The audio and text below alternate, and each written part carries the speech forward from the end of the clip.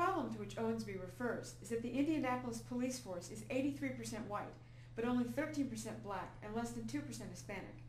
My question is this really a problem? The last time I checked, diversity in the workforce did not mean representation equal to local demographics.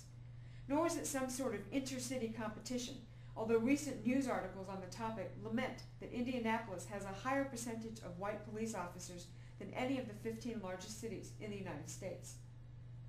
And working on the assumption that the Indianapolis numbers constitute a problem involving discrimination, the solution being offered is to discriminate against white officers. That's right. Indianapolis is looking to follow in the footsteps of cities like Chicago, where back in 1995, then-Mayor Richard Daley hired a black consultant to design a new test with the specific purpose of getting rid of the racial gap in the Chicago Fire Department. It didn't work. Or New York, which used a different test for its fire department in 2002. Despite lowering the score required to pass by 15%, the new test failed to produce a statistically significant difference in results.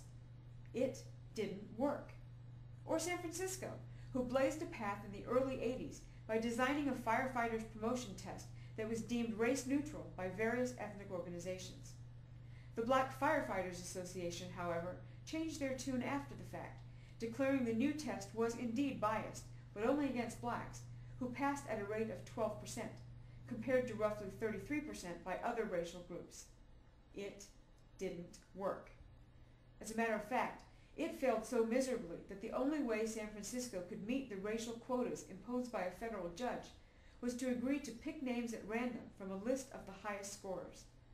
Tasked with randomizing the list were the fire department's assistant chief and a black female attorney representing the Black Firefighters Association.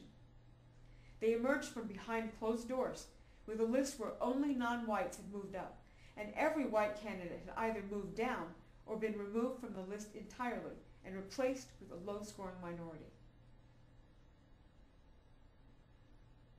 As a concerned, tax-paying resident of Indianapolis, I sure would appreciate it if the city would take a peek at history and learn from the failures of city after city who have tried to fix this alleged problem by lowering standards, by giving race-based preference to minorities, and by passing over more qualified white candidates.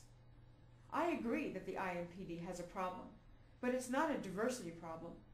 It's a problem with understanding what exactly the residents of Indianapolis are paying them to do. Here's a hint. It's not to be racial bean counters. It's to assemble and maintain the smartest, most qualified, and most effective police force possible to serve and protect the city. When their stated goal becomes anything else, that's when we have a problem.